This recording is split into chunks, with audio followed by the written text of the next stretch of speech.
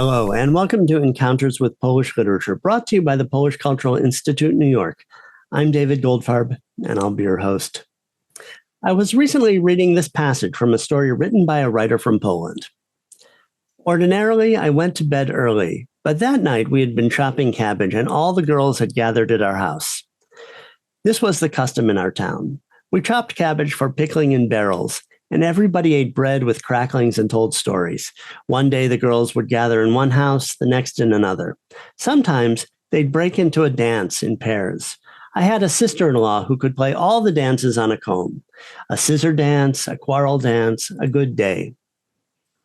And that passage reminded me of one of the most famous scenes in Władysław Reymont's Nobel Prize-winning novel, The Peasants, or chłopi as it's called in Polish, where the main character, Jagna, has been harvesting cabbage and the whole community gets together to pickle it, singing and dancing all the while.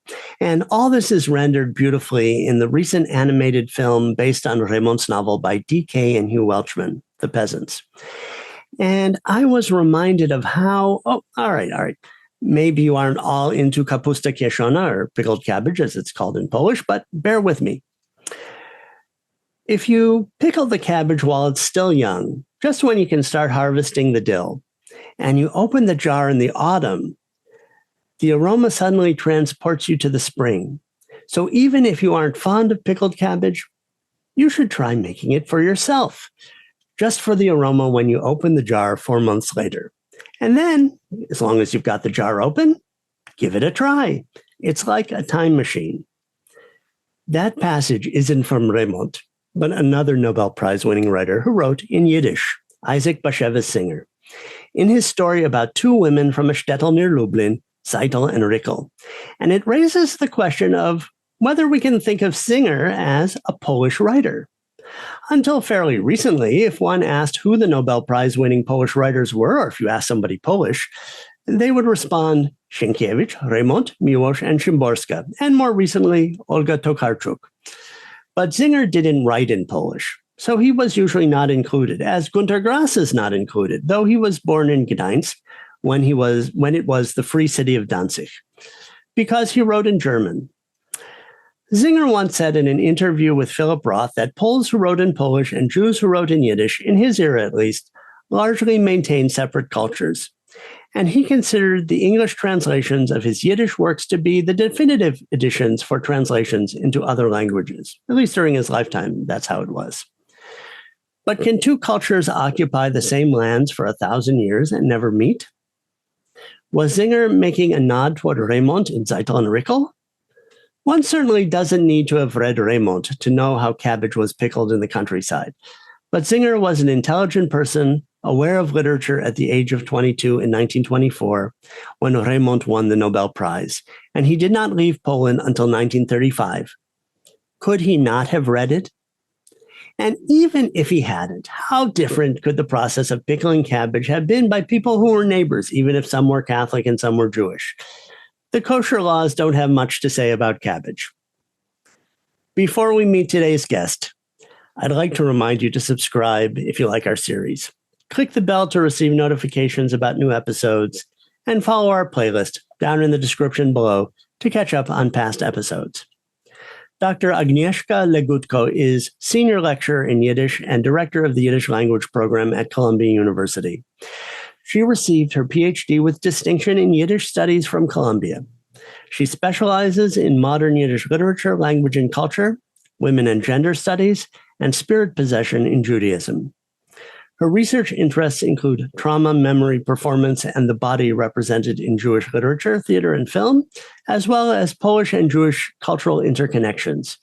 Her publications have appeared in several journals and essay collections on Yiddish literature and culture, such as Silent Souls, Women in Yiddish Culture, Dibuk, Between Two Worlds, Theater Machine, Tadeusz Kantor in Context, The Dibuk Century, The Jewish Play That Possessed the World, and the upcoming special issue for Studies in American Jewish Literature, Beyond Canonization, The Contested Legacy of Isaac Bashevis Singer. She is the creator of the Dybbuk Archives, an online archive documenting the production history of S. Ansky's Dybbuk, or Between Two Worlds, one of the most famous plays in Jewish theater, and is currently completing a manuscript exploring the trope of Dybbuk possession in modern Jewish cultures. Agi, thank you so much for joining me to discuss the work of Isaac Bashevis Singer on Encounters with Polish and Ukrainian Literature. Thank you so much for having me. I've been really looking forward to this. You grew up in Poland. How did you become interested in Singer and start writing about Zinger? Thank you so much for that question, David. In preparation for today, I was thinking a lot about how important Zinger has been for my academic career. I encountered Zinger in Poland, in Polish literature and Polish theater and music, actually, for the first time. I first heard songs written by Agnieszka Osiecka for the theater production of The Magician of Lublin. Mm-hmm. And songs were just capturing your heart. And I wanted to know more about this Magda who commits suicide and what happens to her afterwards. So it was actually women, Agnieszka Osiecka, who wrote the lyrics, and Magda Umer, who sang the song, who brought me to Zinger. And I'm mentioning this because I am now thinking a lot about Zinger and his women as well. So I started reading Zinger in Polish first, but I was doing my studies in translation and English language and literature. And I really was interested in translation as a sort of cross-cultural event. So I decided to start learning Yiddish in order to learn to read Isaac Bashevis Singer in the original and to do a comparative analysis of his Yiddish originals and Polish and English translations. There is a very interesting story with Zinger's translations, namely he translated all his works that were usually first published in Yiddish newspapers in Yiddish in serialized form. And he re-edited the translations for the English publication. He usually worked with translators and who happened to be, the majority of whom happened to be women. And in this editing process, he established a reservation copyright that all his works can be translated into other languages from English, not from Yiddish. There is a reason for that. He was a very sort of savvy entrepreneur, in addition to being a writer. Namely, he understood that writing in Yiddish for a very specific audience is something different than writing in English for a very different audience, not only the audience of assimilated Jews, but also the non-Jewish audience. So he often, polished the stories, cut out some potentially controversial or problematic sentences, and insisted that all his works are translated into other languages from English. So the Polish translations of Isaac Bashevis Singer are really second-hand translations. What got me into sort of the comparison was I really wanted to see the journey, the Polish words made from Polish into Yiddish, from Yiddish into English, and then back to Polish in this translation. Because when I started learning Yiddish, I was surprised to find out that about 15% of the vocabulary is Slavic. So there are many Polish words that are in Yiddish, which was something I did not know and did not expect. So the journey of Polish words in Yiddish was one of the motivations to look at Zinger. And sort of this was the beginning of a lifelong fascination with Bashevis. I still consider him one of the best Yiddish writers, the writer who really engages in his literature with the human condition and human experience in a way that very few other writers do. And what also drew me to him is the fact that he was apolitical always. He was always against all the isms, socialism, fascism, communism, and so on, which was what many Yiddish writers held against him. And for me, great literature is literature that it's apolitical, that concerns itself with the human experience, and this is what he does. So long story short, I fell in love with Bashevis, writing my master thesis on his translation of his short story, The Last Demon. The Last Demon is a very unique story because it is set in Eastern European shtetl, but it mentions directly the Holocaust. None other of his stories are set in Eastern Europe in this sort of semi-mythical time, semi-mythical past, mention Holocaust directly. All the Holocaust stories are set in post-war America. So I loved sort of looking into the translation, seeing how important it is for translators to know the culture, because one of the first Polish translations of the story, in Yiddish, it's called Majse Tyszewicz, the story of Tyszewicz, which is a little town in the Lublin region. In English, it was called The Last Demon. And the translator of the first version sort of wanted to use an idiomatic expression and in Polish, and suggested that the demon ate bigos. Bigos, the stew, cabbage pork stew, is something that a proper Jewish demon would not eat. So my argument in this exploration, in this comparative analysis, was that Zinger really is untranslatable. The Yiddish is so rich. The references to Talmud and to all the rabbinical literature are so profound that so much of it is lost in translation. Still, he was so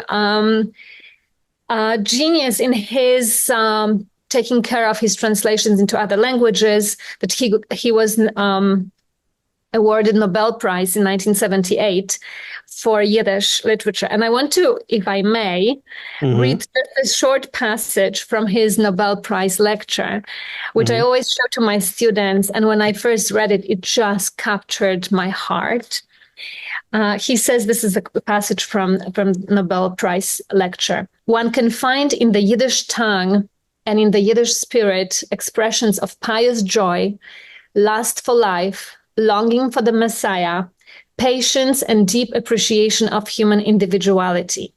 There is a quiet humor in Yiddish and a gratitude for every day of life, every crumb of success, each encounter of love. In a figurative way, Yiddish is the wise and humble language of us all, the idiom of frightened and hopeful humanity. It's just so profoundly beautiful to think of how he presents Yiddish as the idiom of the entire humanity, and how much love and appreciation for the language is there. So, finishing my long answer to your question, I wanted to explore Zinger more, so I decided I wanted to do a PhD in Yiddish literature, apply to Columbia, and I actually wrote in my statement of purpose that I wanted to explore Bashevis's demons, because I was fascinated by this vast world of Jewish demonology that was completely unknown to me. And here I am, a few long years later, still thinking of Bashevis, but now my focus has shifted a little more to Bashevis and his women. While we're talking about translations, are there translations now from Yiddish into Polish of Singer? Yes. So the change that happened recently in terms of Bashevis's literary estate is that I think his son died and his grandchildren took over, and they got rid of this reservation that Bashevis's works can be translated into other languages from English. So in the last few years, there have been a few new translations directly from Yiddish that were published in Poland. I was very excited to come across the translation that has never been published in English, but appeared in Polish in 2022. Called Ruda Kejla. In English title is Red Kejla, which is a fascinating exploration of the Jewish underworld in Warsaw, and features a female protagonist who is a former prostitute who tries to change her life. It's very rare and very powerful to see the extent to which Zinger goes to portray the sex workers of the Warsaw pre-war Krochmalna street milieu, and also the sort of exploration of subjects that are rarely depicted in Yiddish literature, such as, white slavery in Argentina, the homosexual relations, polyamory, polyandry. The protagonist at some point has more than one husband. So it's a very interesting and very unique novel of Zinger's, I would say. Mm-hmm. I'm thinking of sort of making an argument that this novel can be classified as sort of feminist, queer novel of Zinger, because it sort of rebels against the established societal order and norms by exploring non-heteronormative scenarios, and also, and at the same time, being a very profound sort of existential examination of possibility of change and the human condition. I've been really, really struck and very excited to actually come across this book in Polish translation before it comes out in English. These were the kinds of things that Zinger was criticized for by Jews, right? I mean, who felt that he was, revealing things that were shameful, that were best not discussed. That he wasn't, certainly religious Jews weren't terribly enthusiastic about Zinger as a writer, at least some of them. Yes, there has definitely been a lot of criticism of Bashevis as pornographer, obsessed with sex, and especially that he wrote so many of these stories in the post-Holocaust world. And many of the critics argued that it is absolutely impossible to feature any negative portrayal of Jews from the pre-war world. Bashevis, I've been just rereading some of his autobiographical fiction when he mentions in the stories from my father's court. Because his father was a rabbi in Warsaw. The father was a rabbi in Krochmalna Street in Warsaw. And Krochmalna Street doesn't exist in the same layout as it did before the Second World War. But this was really the sort of underworld of Warsaw. On his street, there were several brothels. This was really lots of thieves. He lived in the very center of where the action was happening, if I use that term. And his father was a sort of local, small-time rebbe. And many of the people sort of who resided or worked on the street would often come to him. Bashevis mentions in a number of those autobiographical stories that prostitutes would come to his father to ask for help in determining when the yahrzeit, the death anniversary of their parents, falls, because the Jewish calendar is sort of moving. It's a lunar calendar. And what he does in the story of Kayla, he takes one of those prostitutes and turns her into the heroine, the protagonist of the novel. And Bashevis also sort of mentions, going back to your question then, of him being criticized as a pornographer. And he mentions in one of the stories in my father's court called The Studio, he reminisces about an experience he had with his older brother, Israel Joshua, who brought him to Studio Atelier, and where he saw for the first time naked women, naked breasts, sculptures, paintings. And for a small Hasidic boy who was going to Cheder and Yeshiva, who lived in a very sort of isolated world, this was kind of a shock to the system. And he mentions that he always thought that breasts were the property of slovenly women who nursed kids in public. And he was shocked to see that those young and pretty girls also had breasts. He realized that the artists looked at them differently.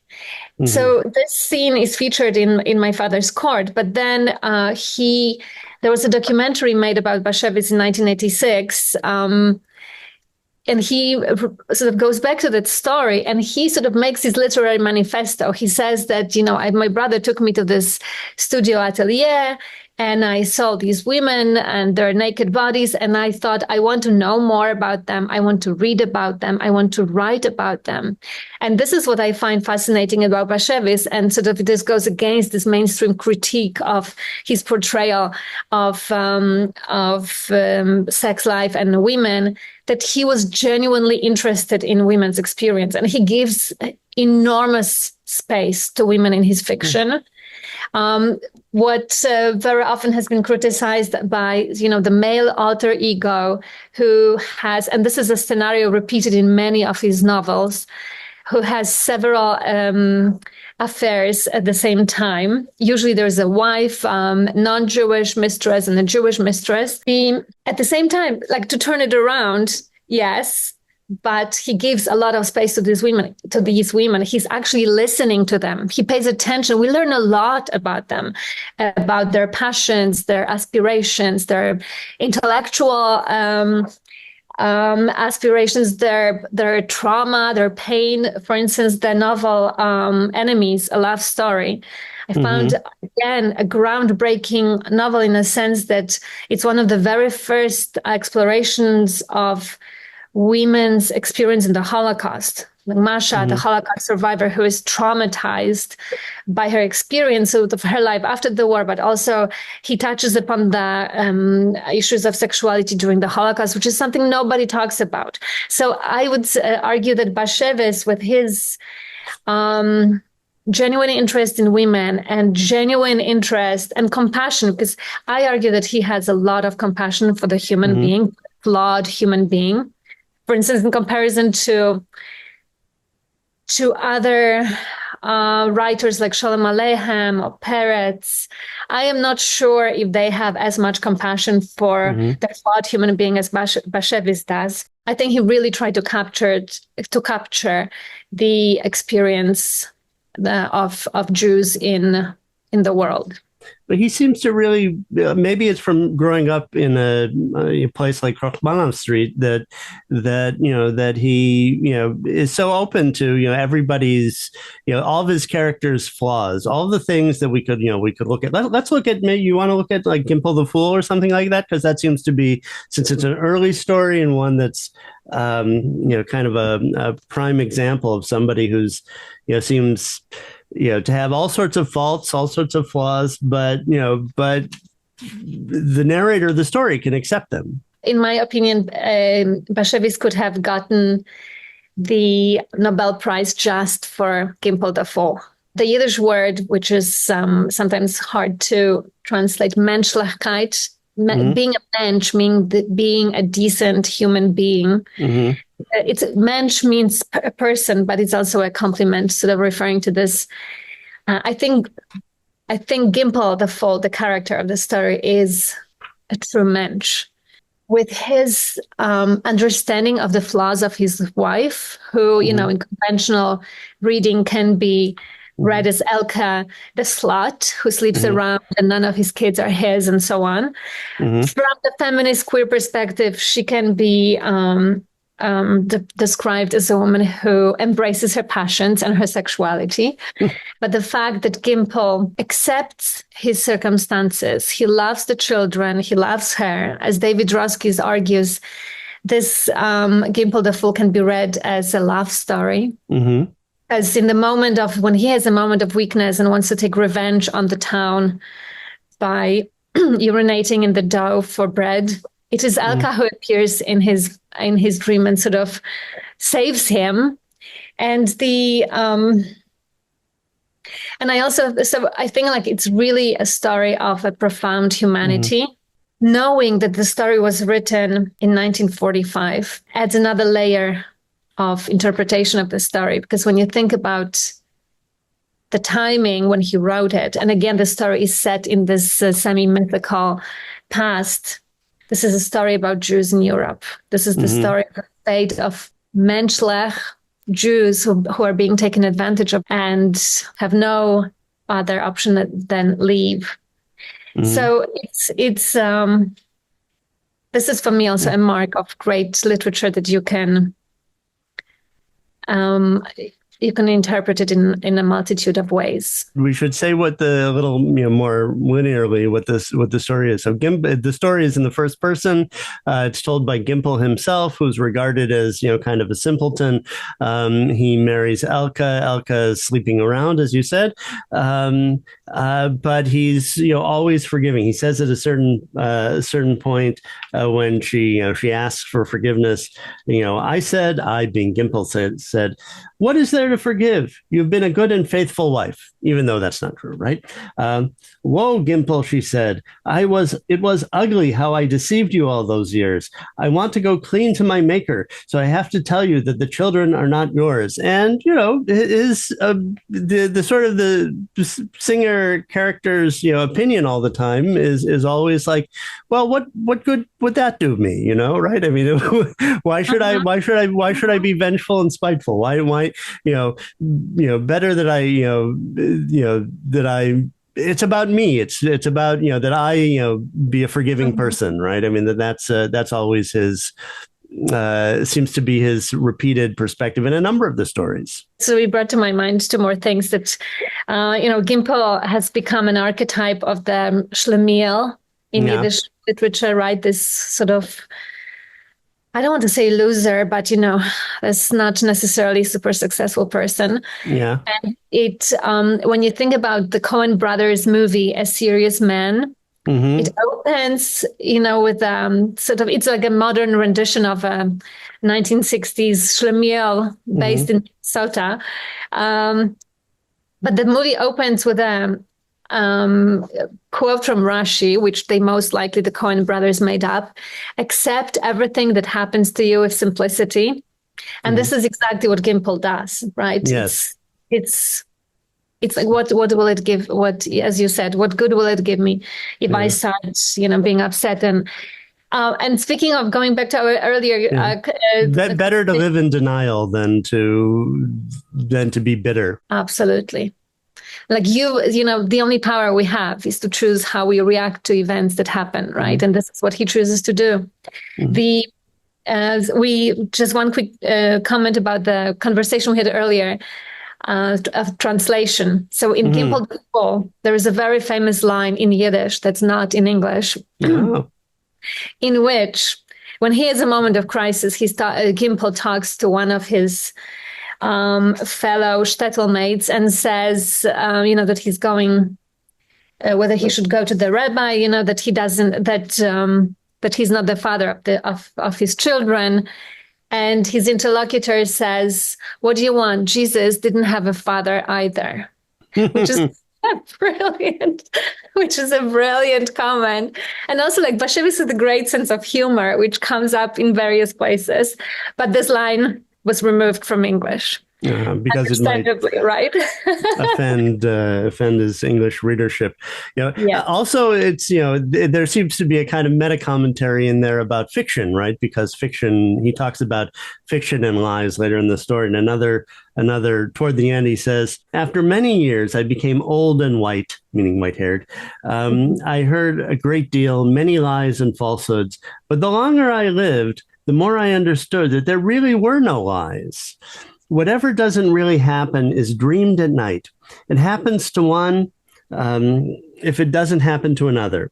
Tomorrow, if not today, or a century hence, if not next year. What difference can it make? Often I heard tales of which I said, 'Now this is a thing that cannot happen.' But before a year had elapsed, I heard that it actually had come to pass somewhere." That's that acceptance, but also something about, like, he's saying something about fiction and lies there, I think. Yeah, that the fact that life and human experience, there are no limits. Like, whatever you hear may happen, as he says. But it's that sometimes life provides scenarios that are better than fiction. That it does. So let's maybe look at more of these another story about about this kind of denial that you suggested we look at was Tybala and her demon. You read my mind. This is what I wanted to suggest, that we look at Tybala and her demon. You call it a story of denial? Wait, I want to hear more. Okay. Because I have a completely different reading. Okay, go on. Okay. Well, I mean, I just think of it as a story of willing denial, like Gimple. That it's that Tybala, she's an aguna. She's a wife who has been deserted, and her husband can't be found, so she can't get a legal divorce. This is the part she can't get the get, as they say. Mm-hmm. The husband disappears. She can't remarry. So there's a character. What's the character's name again? Alchanon. Yeah. Alchanon is the teacher's helper, who's also kind of a schlemiel, kind of a loser. And he plays a ruse, a prank, and he pretends to be a demon, who invades her bedroom and does he rape her? As the demon, that's what demons do, I guess. And then, but this kind of goes on, and she comes to, welcome the demon, and Alchanon, just sort of normalizes the situation, and they're all, and then in the end, she realizes, yeah, she knew all along, or maybe she did. I mean, or maybe she, allowed herself not to know. And when Alchanon dies, she has to, go to his funeral. So, doesn't it seem like denial to you, or do you have another reading? It's a very interesting reading, I have to say. No, I didn't look at the story in terms of denial. I thought I love this story because for me it's more story about female agency, female sexuality, and using the idiom of the demonic to talk about sexuality and sex in the shtetl. Okay. And let me explain. So the story, as you said, Tybala is an aguna, which not only means that she cannot get a divorce, but it means she cannot remarry. Yeah. So at the age of 33, she is basically sentenced to life in celibacy because there is no, in traditional Jewish society, according to the Jewish law, the only outlet for sexuality is marriage between a man and a woman. There is no other option.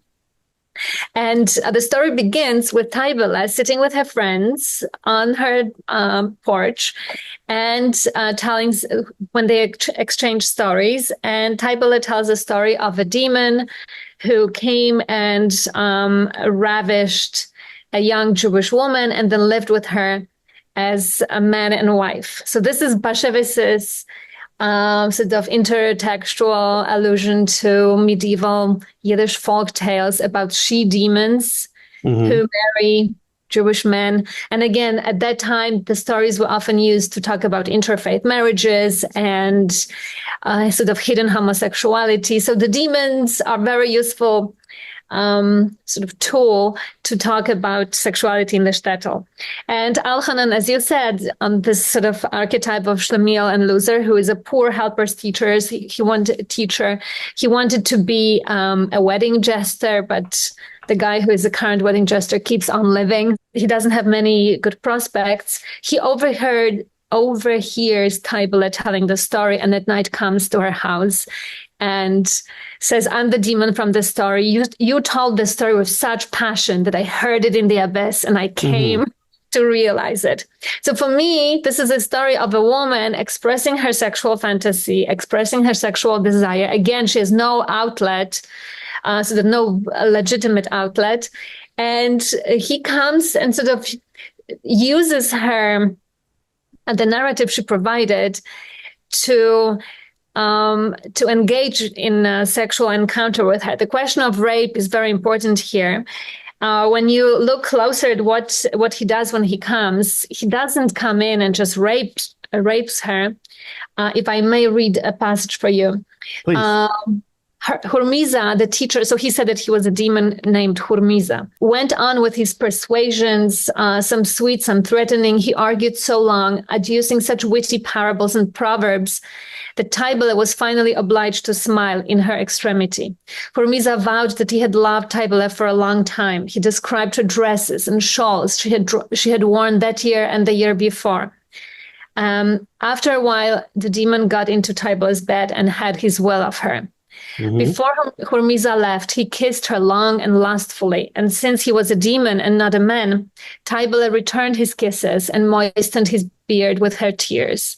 Evil spirit though he was, he had treated her kindly.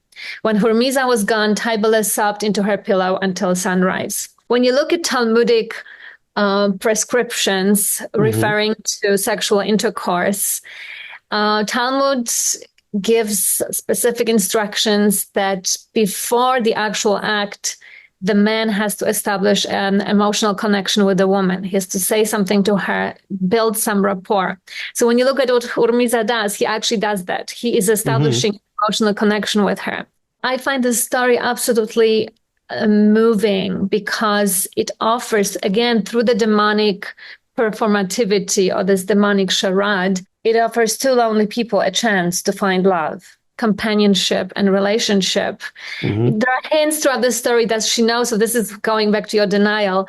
Does she know that he is a demon? Does she know who he is? Because there is one scene that she sees him in town and sort of offers something to like sew his button or something. And he's afraid, right, that she would recognize him. Like, come on, like, of course she knows who he is. Mm-hmm. And at the end, when she follows his funeral, I find it like, this is really beautiful and empowering as a story of female agency. So thank you for bringing this story up because it's really, I find it really fascinating. It is the, kind of a denouement at the end where we go from first we're like operating in this world of demons and the supernatural. And then, at a certain point, she says, Taibele neither probed nor wished to probe too closely. She had long discovered that a devil had all the habits and frailties of a man, right? That he was, he was a demon, but maybe there are demons in everyday life. That there's that there's a kind of blurring and what do you think about this kind of blurring of the supernatural and the real? Is it like magic realism, or is there not enough realism? I'm not sure. Well, so Professor Roskis came up with a suggestion that what Bashevis creates is the demonic realism, because he has a number of stories that he wrote that are narrated by a demon. Mm-hmm. And he even started at some point a project called From the Demon's Diary, and there was a few stories published in that vein. I think that the demonic narrator allows him to say things otherwise he wouldn't be able to say. Mm-hmm. For instance, in The Last Demon, which is also narrated by a demon, first of all, he makes very powerful and very harsh statements about the human condition and the condition of the Jews in the world. First, at the very beginning, when he says, I'm the last demon, there are no more demons left. Why do we need demons if people are worse than demons? Mm-hmm. Wow, this is really something. And then when you go on with the story, he actually, this is again incredibly harsh. He actually blames assimilation for the Holocaust, because when you go on, the demons are discussing sort of their downfall. That they're kind of underemployed demons. The underemployed demons, yes. Yeah. Who discuss between themselves. The Lubliner big shot and this small Tischowitz imp, who say that, Jews came up with writers now, Hebrew and Yiddish, and they come up with all kinds of excuses why a pig is kosher. I'm paraphrasing. And they have used all our tricks. Mm-hmm. And I just started thinking, like, this is a very, very bitter and sort of stark observation of history of Jews in Europe in the last 200 or so years, where the project of assimilation failed utterly with the Holocaust because it didn't work. So it's really powerful in what he can say through the mouth of the demon. Many interesting things going on there. I mean, one is, this being a Holocaust story that, well, if the Jews die, then the Jewish demons also die. But also like of the, a lot of his stories take place in this part of the world, in the sort of in the region between Lublin and Zamość, it's as if and this is something where I think there's some overlap between maybe Polish culture and Ashkenazic culture in Poland, is that this is a kind of a place of mysticism, of spirituality. I mean, he says, that I wasn't born yesterday. I come from Lublin, where the streets are paved with exegeses of the Talmud. The people in Lublin, they know about the story of the seer of Lublin, the rabbi who was, able to see, allegedly things happening far in the distance that couldn't be seen by a normal person, and read people's minds and so forth. And this is, it's almost as if it's the local culture in some ways, I think. Oh, absolutely. Like, when is the last time you've been to Lublin? When you go to Lublin? It's been a while. It's been maybe 10 years since I've been in Lublin. There is a permanent artistic installation of the magician of Lublin walking on the tightrope in the main market square of Lublin. So absolutely, the intertwinement between Jewish and Polish cultures is just enormous. I really believe, and this has been sort of reiterated over 30-something years through the Jewish Culture Festival in Krakow, that Polish identity is not complete without Jewish cultural, historical component. The two Jews and Poles had lived together on the same land for almost 1,000 years, and the fusion of culture is just unbelievable. This is something that's very often left out of scholarship. Both sides are sort of saying like, oh, there was separation, there was no interaction. Even Bashevis himself says that his father didn't speak Polish, that his family had lived on Polish lands for 700 years or something like that. And the father didn't speak Polish and only started looking into newspapers when the First World War broke out. But I'm just speaking of, I'm just going through another unpublished autobiography of Bashevis called Die Mishpoche, The Family, that was serialized in 1982 and 83 in forwards. And he depicts the sort of educational background of his mother. And I've been reading this and I've been absolutely stunned. So the father didn't know Polish. He failed to pass the Russian exam to become a state rabbi, right? Because this was the time where the Russian authorities had to approve the rabbinical appointment. But the mother knew Yiddish, learned the prayers, read the Tanakh in Yiddish, taught herself Hebrew, then started reading the Yiddish newspapers about the world, so became extremely knowledgeable in French politics. This was the time of the Dreyfus affair. French politics, European politics, battles between political parties and strategies. And then she started reading the books, secular books that Israel Joshua brought home, which the father later on destroyed. And I was just reading this and thinking, wait a minute, his father, the sort of the gender reversal and also a completely different experience of being a Jew in Poland. Well, let's there's so much going on here, but since I know you wanted to say some things about some of the other stories, let's continue with that, the gender thread and look at Zeitel and Rickel. Just a brief context. In the 60s and 70s, as the second wave of feminism was spreading wings in America, and gay rights movement and lesbian rights movements were gaining strength, Bashevis wrote a number of stories that he himself referred to as queer stories, stories that explore gender variance, non-binary gender depiction. He does, as always, he does everything in relation to Talmud. Talmud does discuss non-binary gender of centuries before. Title and Recall is a story of two women of queer love, lesbian love in a shtetl.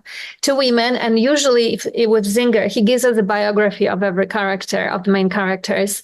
And usually women who are his protagonists are women who follow an unusual path with education. They subvert gender norms and restrictions on education of women. Mm-hmm. Many of his protagonists are very well educated. And I'm just, after sort of reading about his mother in his autobiography, I just see a very clear connection with how many of his female protagonists are modeled on the mother who pursued education, even though it was it was socially restricted to her. So both Title and Recall have unusual for women education. They are married, but then the husbands either divorce them or die or disappear. The father of one of them dies, and they end up living together. So this is a very unusual and very unique story of lesbian love in the shtetl, and again a beautiful depiction of a lesbian relationship that you don't find in Yiddish literature that often. You might think about God of Vengeance of Ashes, but it's a play, and it just touches briefly upon the relationship between the two, between the daughter and the prostitute. Let me read you a little passage that when left alone in the world, Title and Recall started living together. It was said that Title and Recall ate together, drank together, slept together. In the daytime, the two girls seldom went out together, but on summer evenings, they went strolling down Church Street, along the avenues leading to the woods. Title's arm would be around Recall's shoulders and Recall's around Title's waist. They were absorbed in their talk. Naftali, the night watchman, had seen Title and Recall kissing each other on the mouth. They had stopped by the sawmill near the log pile and embraced like a loving couple. Title called Recall Dove, and Recall called her Kitten. My dear fox, the two girls seemed so much in love that all the tongues in town started wagging. People went to Reb Eisele, but he insisted, "There's nothing in the Torah to forbid it. The ban applies only to men." End quote.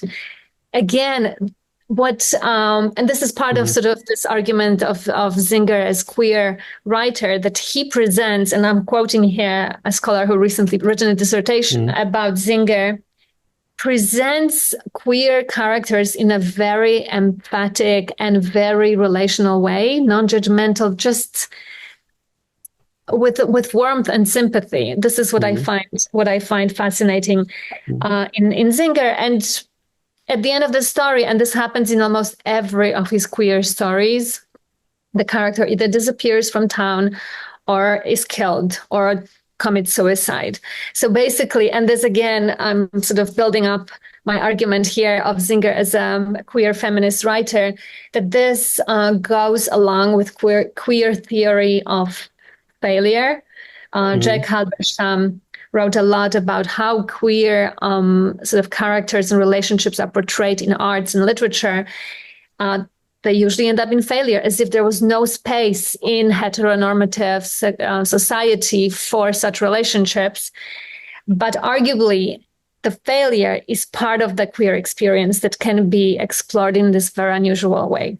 So thank you for asking about Title and Recall, because again, for a man, and Bashevis says himself that feminists hate him. Oh, and second wave feminists hated him. Because he's always like seen as kind of a womanizer. And there's always those stories about he says himself, "Oh, I had affairs with all the women on the Upper West Side in the cafeteria." And there are those stories about the translators, were they his harem, and things like that. Yeah. The muses of Isaac Bashevis Singer. But it's interesting because Janet Hada in his biography says at the very beginning that everybody, said, oh, he's sleeping around with everyone, he's this great womanizer. He was saying that, but when people asked who the women were, nobody was sure. So I started wondering, was this like a myth that the last demon, the self-proclaimed last demon of Yiddish literature created? Because, he was very careful about his image as well. So. Mm-hmm. Maybe the key is the line right after where you stopped in the story, which is he says the ban applies only to men. Besides, since there are no witnesses, it is forbidden to spread rumors. And maybe that's the same thing about nice. Zinger's womanizing, that this is I mean, like, on the one hand he's revealing things that maybe Orthodox Jews would have considered shameful, a shanda for the goyim, whatever, and at the same time he's concealing them. Well, it's forbidden to spread rumors. We'll leave that alone. Yeah. When to speak and when not to speak. So let's look at that story about life on the Upper West Side in the cafeteria which that's when I think of Zinger, I think that's the character that I know. Of course, the narrator is not Zinger, but he's a character very much like Zinger, right? Yes, I mean that he's alter ego, alter ego, and he's always a Jew from Poland, right? I mean, this is something he can't. I mean, as you said, like there's this question of were these kind of parallel existences, or are Jewish writers Polish writers, and the Yiddish writers Polish writers, specifically not writing in Polish. But he looks out on the street on the Upper West Side, and he sees it as like a street in Warsaw. He knows where the emigres hang out. He knows he goes and meets with them and speak in the vegetarian restaurants where he went himself, and speaks Yiddish with them about life in the old country, life in the camps, politics. Some of them are asking about becoming a writer. They all read Zinger in the foreword, and the narrator also writes for the foreword. The major Jewish Yiddish newspaper in New York. So who is this? So this is the story of this Zinger alter ego who meets a woman from the old country who works in a button factory in New Jersey, and hangs out in the cafeterias on the Upper West Side. That's the story. This is the scenario of many of the stories set in America. Alter ego, this name or that name, as you were saying, hanging out in cafeteria. People come up to him and tell him stories. Apparently, it was partially based on his actual life, because he was hanging out in those cafeterias and people came up to him and told him stories. And he was always interested. He always wanted to hear. And this is what his son relates in his memoir. He always wanted to hear, what is this person like? What are their interests? What they experience, and so on. And I find cafeteria fascinating because it's a great study of trauma and post-traumatic stress disorder and post-memory, sort of the trauma of the past haunting the present. So what's the situation for studying Yiddish and studying Yiddish literature right now at Columbia? Can one do a combined Yiddish and Polish dissertation? Yes, Yiddish at Columbia is thriving. So we have a Yiddish studies program that's the oldest Yiddish studies program in the United States, and also the only one that has a Yiddish major. We're now creating Yiddish minor, and the Yiddish PhD. Our Yiddish Studies PhD is currently being revamped, so it is possible to come to Columbia and do PhD in Yiddish and Slavic languages, in German and in history. So there are various opportunities. And what's fascinating and unique about Columbia is that we have now 3 full-time faculty members engaging with Yiddish, which is not the case in many other universities in the States. It's usually 1 faculty member attached to some other department. We are part of Germanic languages because Yiddish technically is a Germanic language, and the division was linguistic. And yes, we have tfutfutfu, as you know, as you say, we have many students who are interested in Yiddish. Usually these are students whose grandparents spoke Yiddish, so they want to continue the family legacy. Students who look for alternative Jewish identity, who are not religious, or who don't want to be affiliated with Israel, or students who are very committed to leftist politics. And there are lots of sort of venues for exploration of Yiddish. And funny that you mentioned it, we have a new PhD student, I think it's her second year, who came to Columbia to work on Yiddish and Polish literature. So I'm very excited that sort of exploration of Polish-Yiddish encounters continues. Very good. Very good. Well, thank you so much for joining me on Encounters with Polish and sometimes Ukrainian literature. And we can include Yiddish literature, I think, in that. Absolutely. Thank you for having me. It's been a great pleasure and joy, as always, to talk to you and to talk about Bashevis Singer. Don't go away. Please subscribe and click the bell to stay on top of the program. Watch the credits for some recommendations about how you can support Aid for Ukraine and for Ukrainians fleeing the war in their country. I'd like to thank all the people who helped make this series possible. The Polish Cultural Institute New York sponsors our program. Bartek Remisko, head of Humanities and Literature at the Polish Cultural Institute New York, is our executive producer. Natalia Iudin is my fellow producer and editor. Our opening and closing music is by Radek Przedpełski. Thank you all for listening and reading along with us. Let's meet again in a month when we'll be meeting two leading contemporary Polish poets, Tomasz Różicki and Krystyna Dąbrowska. See you then.